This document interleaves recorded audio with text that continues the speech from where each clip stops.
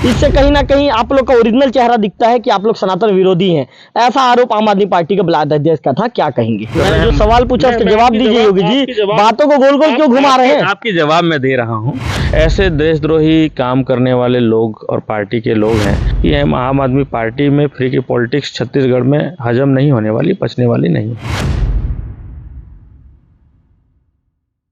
Vocal TV जन मुद्दों को बेबाकी से उठाता आया है और वोकल टीवी को छत्तीसगढ़ के सभी जिला मुख्यालयों में अनुभवी संवाददाताओं की आवश्यकता है। हमसे जुड़ने के लिए इच्छुक व्यक्ति स्क्रीन पर दिए गए नंबर पर संपर्क करें। वोकल टीवी के लिए मैं रवि तिवारी। बीजेपी में जहां टिकट की घोषणा हो चुकी है, बीजेपी में टिकट की घोषणा होने के बाद कहीं ना कहीं जो विरोध के स्वर है, विरोध के स्वर उत्पन्न होने लगे हैं। बीजेपी के जो दिग्गज नेता थे, पूर्व जिलाध्यक्ष भागीरथी माझी ने पार्टी छोड़ दी है, तो वही जो एक आदिवासी नेता थे, बीजेपी के वरिष्ठ नेता थे रूप सिंह माझी, उन्होंने भी पार्टी से त्यागपत्र दे दिया है। कांग्रेस में कौन प्रत्याशी होगा, इसकी चर्चा जोरों पर है। वही आम आदमी पार्टी किसे मैदान पर उतारेगी, ये भी कहीं ना कहीं लोगों के बीच एक चर्चा का विषय बना हुआ है। इसी बीच हम भाजयुमो के जो जिलाध्यक्ष हैं युवा मोर्चा के डॉक्टर योगीराज माखन कश्यप और जो बकायदा जो महरा समाज, कोसिरा महरा समाज के भी ये जिलाध्यक्ष हैं, दो जिम्मेदारी इनके कंधे पर है। इनसे तमाम राजनीतिक मुद्दों को लेकर बातचीत करेंगे। योगी जी, वोकल टीवी पे पहले आपका स्वागत है। नमस्कार, आप सभी दर्शकों को मेरा सादर नमस्कार, जय जोहार। अच्छा योगी जी, पहला सवाल चूंकि हम सामाजिक और राजनीतिक दोनों मुद्दे को लेकर बातचीत करेंगे।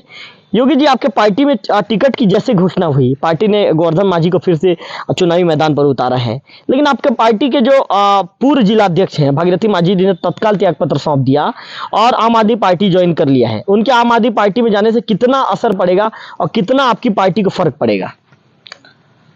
रवि भाई, मुझे ऐसा नहीं लगता कि कोई विषय को लेकर के यहाँ पर जो नाराज़गी आई और भागीरथी माझी जी जो आम आदमी पार्टी ज्वाइन किए, लंबे समय से राजनीति भारतीय जनता पार्टी में सेवा किए और किसी कारणवश अगर प्रत्याशी नहीं बने तो उनको आम आदमी पार्टी ज्वाइन नहीं करना था, पार्टी में बने रहना था और अपनी बात को रखना था। जो भी विषय में नाराज़गी रही होगी, परंतु पार्टी ज्वाइन करके अच्छा नहीं किए हैं। और आम आदमी पार्टी छत्तीसगढ़ के परिदृश्य में अगर देखा जाए तो मुझे नहीं लगता कि कहीं पर उनका कोई एक आधार बना हुआ है। जिस तरह से फ्री के पॉलिटिक्स केजरीवाल जी कर रहे हैं, छत्तीसगढ़ की जनता अच्छी तरह से जानती है कि आम आदमी पार्टी में फ्री की पॉलिटिक्स छत्तीसगढ़ में हजम नहीं होने वाली, पचने वाली नहीं है। महोदय, उन्होंने तो दिल्ली और पंजाब में डंका बजा दिया। आप तो पिछले चुनाव में मात्र 15 सीट ही जीत पाए थे, तो फिर आप क्यों दूसरे की पार्टी पे उंगली उठा रहे हैं? देखिए, आम आदमी पार्टी दिल्ली में जो स्थिति अभी बनी हुई है, आप देख रहे हैं कि मनीष सिसोदिया जेल में बैठे हुए हैं और अभी संजय सिंह करके हैं, उनको भी जेल दाखिला हो गया है।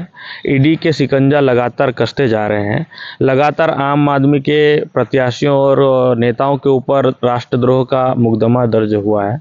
दिल्ली में जितने भी दंगे और बलवा हुए हैं, उसमें उन लोग का नाम संलिप्त बताया जा रहा है। ऐसे देशद्रोही काम करने वाले लोग और पार्टी के लोग हैं।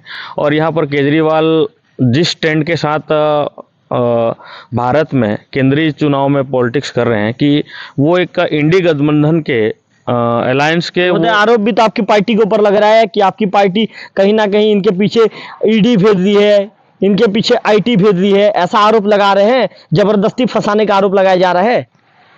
रवि भाई, मैं आपको बताऊं कि कोई भी सेंट्रल की एजेंसी है किसी के घर में फोकट में नहीं जाती और कुछ न कुछ उसके पास क्लू होता है, कुछ न कुछ सबूत होता है, तब जा कर के उनके पीछे जाते हैं। कहीं ना कहीं यही अगर बात होता तो पूरे आप आदमी पार्टी को घुसेड़ देते सीधा जेल में। क्यों ना किया गया भाई ऐसा?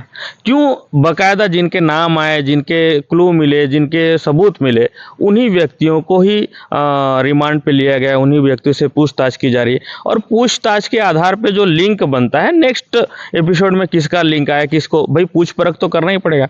कोई व्यक्ति जब पूछ परख करते हैं तो उनको रिमांड पे इसलिए रखा जाता है ताकि जाके सबूत से छेड़छाड़ ना करे, सबूत को नष्ट ना करे। और रही बात, यही आम आदमी पार्टी राहुल गांधी जी के साथ गठबंधन करते हैं। 26 दल जो है गठबंधन करते हैं मोदी जी के खिलाफ। और यही आप यहाँ पर चुनाव लड़ने की बात करता है तो फिर यहाँ कांग्रेस की जिस तरह से स्थिति है और आम आदमी पार्टी अपने आप को बोलते तो गठबंधन का क्या औचित्य रह गया। दूसरी बड़ी बात है, अब मैंने पहले भी आपके चैनल के माध्यम से बोला था कि उदयनिधि स्टालिन जो है सनातन धर्म के विरोध में बयान देते हैं, उनको सनातन धर्म को खत्म हो जाना जैसी बातें बोलते हैं, उसके बाद उनको सपोर्ट करना, ये तो कांग्रेस तो हिंदू विरोधी रहा है और आप आदमी पार्टी भी हिंदू विरोधी हो गया। यहाँ भूपेश बघेल ने तो एक नमूना पहले भी प्रस्तुत किया 2018 के चुनाव। मेरे बात सुनिए, 2018 के चुनाव जैसे ही खत्म हुआ, जिस गंगा जल को हिंदू समाज पवित्र जल मान करके मरणासन के समय से ले करके जन्म से लेकर मरणासन तक के समय में उसका उपयोग करता है, उस जल को अगर पीते हैं या छिड़कते हैं तो शुद्ध हो जाते हैं करके स्थिति बनती है, हम लोग की धारणा है, मान्यताएं हैं, धर्म ग्रंथ भी यही कहती है, उसको लेकर के कसम खा करके शराबबंदी की जो आह्वान किया, आज भी महिलाएं इससे प्रभावित हैं, इससे त्रस्त हो गई हैं। आप देख रहे हैं छत्तीसगढ़ में जिस तरह से बलात्कार अनाचार की घटनाएं हो रही है, शराबखोरी हो गया। अभी आपने लोकल टीवी के माध्यम से इस क्षेत्र में जिस तरह से शराब का व्यापार को आपने उजागर किया, आप बहुत अच्छे से बता सकते हैं कि किस तरह से छत्तीसगढ़ में केवल और केवल गलत नीतियों के कारण, क्या भूपेश बघेल 4-5 लोग अगर इन एडिक्टेड व्यक्ति होंगे, उन लोग जो स्प्रिट पी के मर गए, वो भी कोविड काल में, तो क्या उन्हीं 4-5 व्यक्तियों के कारण पूरा आप 3 करोड़ की जनसंख्या वाले छत्तीसगढ़ में उसकी नियमों को थोप देंगे? जब आप अगर मान लो वैधानिक और आप संवैधानिक की सिद्धांत की बात करते हैं तो उनको तो पूर्ति करना चाहिए, फिर उनके सिद्धांत कहाँ चले गए? यही बयानों को लेकर के उप मुख्यमंत्री टी.एस. सिंहदेव ने कहा कि भाई कहीं ना कहीं हमने जो वादा किया था वो पूर्ति नहीं हो पाई। और मैं थोड़ा सा रोकना चाहूंगा आपको, आप कहीं ना कहीं जब भी हम आपका इंटरव्यू लेते हैं, पिछले दिनों के भी आप जब आपका डिबेट करवाया गया था, आज भी आपका इंटरव्यू ले रहे हैं, हमेशा आप कहीं ना कहीं सनातन धर्म की बात करते हैं। जो आम आदमी पार्टी के ब्लॉक अध्यक्ष है योगेंद्र यादव जी खुलकर कहते हैं कि आप सिर्फ दिखावा करते हैं सनातनी होने का, सनातन धर्म के मूल विरोधी तो आप ही लोग हैं, बीजेपी को ऐसा आरोप लगाया। उनका कहना था मणिपुर में जो महिलाओं के साथ जो बर्बरता किया गया, उनका कहना था कि मध्य प्रदेश में एक दलित युवक के ऊपर पेशाब कर दिया जाता है। इससे कहीं ना कहीं आप लोग का ओरिजिनल चेहरा दिखता है कि आप लोग सनातन विरोधी हैं, ऐसा आरोप आम आदमी पार्टी के ब्लॉक अध्यक्ष का था। क्या कहेंगे? मणिपुर में मेतई और कुकी के जो बीच की हिंसा हो रही है आपसी विवाद के कारण है, और सरकार उसको हर संभव प्रयास कर रही है रोका जाए, उसको डिप्लोमेट के माध्यम से भी कर रही है, और सुप्रीम कोर्ट भी उसमें संज्ञान लेके बैठे हुए हैं। हर एक वीडियो को उसमें कर्फ्यू लगा गया था, जो उस समय की बात है, घटना के पहले की बात है। हमारे केंद्रीय गृह मंत्री जी का भी निगरानी है, माननीय यशस्वी प्रधानमंत्री जी का भी निगरानी है। और रही बात आपने बोले कि एक आम आदमी पार्टी के एक नेता का आरोप है, मैं तो नहीं मानता कि भारतीय जनता पार्टी से कोई ज़्यादा हिंदुत्व का पोषक नहीं है। भारतीय जनता पार्टी भारत नहीं अपितु पूरे विश्व में हिंदुत्व का पोषक है। सनातन धर्म को, सनातन संस्कृतियों को, सनातन के भावना और धर्म और उनके रीति नीति को आगे बढ़ाने वाली एकमात्र पार्टी है, जहां पर कभी हिंसा नहीं होती है, जहां पर किसी अलग व्यक्तियों को किसी एक निम्न या फिर तुष्टिकरण की जो राजनीति अगर कहा जाए, वो हम लोग इस भेदभाव और इस दृष्टिकोण से नहीं करते। हाँ योगी जी, तमाम सवालों के जवाब तो अच्छे तरीके से दे रहे हैं। योगी जी, एक सवाल और करूंगा। गोवर्धन मांझी जी को जब उम्मीदवार बनाया है बीजेपी से, तब से जो स्थानीय विधायक हैं डबूधर पुजारी जी ने दूरी बना लिया है। जो हलमन दुर्वाए जो टिकट मांग रहे थे, वो भी कहीं ना कहीं प्रचार में नजर नहीं आ रहे हैं। तो योगी जी, भागीरथी मांझी जी ने भी पार्टी छोड़ दिया है, अब तो खैर वो आम आदमी पार्टी के हो गए हैं। जब आपके बीजेपी के दिग्गज नेताओं ने प्रचार से दूरी बना लिया है, किनारा कर लिया है, आपके जो पार्टी के जो वरिष्ठ नेता है पार्टी छोड़कर जा रहे हैं, तो ऐसे में आप लोग बिंद्रानगढ़ कैसे जीतेंगे महोदय?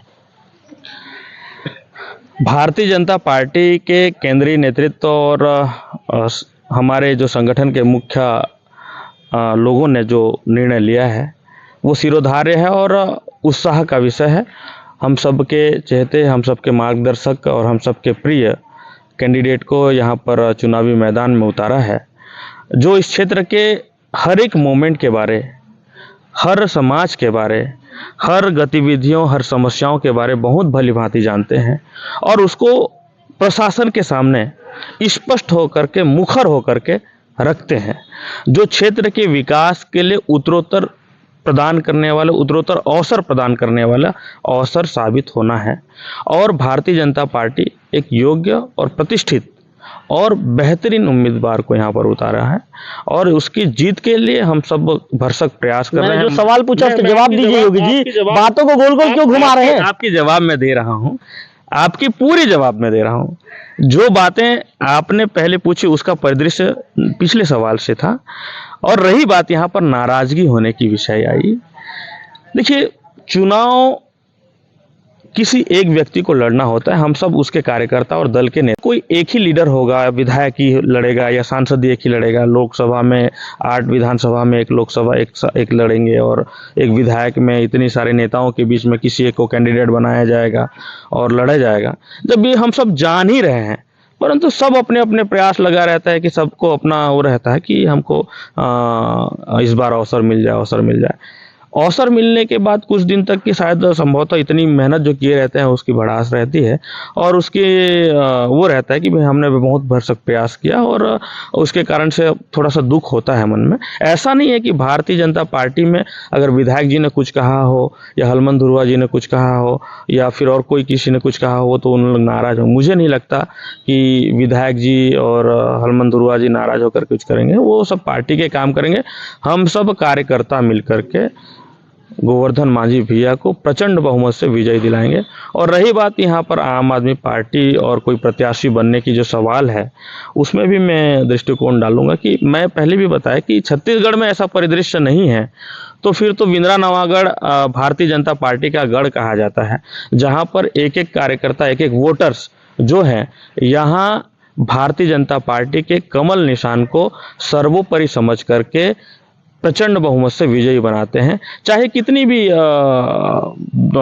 विकट परिस्थितियां उत्पन्न न कर दी जाए। मैं जान रहा हूं कि विकट परिस्थितियां उत्पन्न की जा रही है, परंतु हर कार्यकर्ता, मेरे जैसे एक छोटे कार्यकर्ता से लेकर के बड़े बड़े कार्यकर्ता, हम भारतीय जनता पार्टी कमल निशान में प्रचंड बहुमत बटन दबा करके माननीय गोवर्धन सिंह मांझी जी को प्रचंड बहुमत से विजयी बनाएंगे। ये हमारा आश्वास और विश्वास और निष्ठा है। आपने कुछ देर पहले अभी कहा कि पार्टी ने सबसे योग्य प्रत्याशी को मौका दिया है। मुस्कुरा रहे हैं आप, मतलब कहीं ना कहीं आप गोवर्धन मांझी गुट के हैं तब आप मुस्कुरा रहे हैं, और गोवर्धन मांझी जी का आप तारीफ भी कर रहे हैं, तो माना जाए कि आप गोवर्धन मांझी गुट के हैं?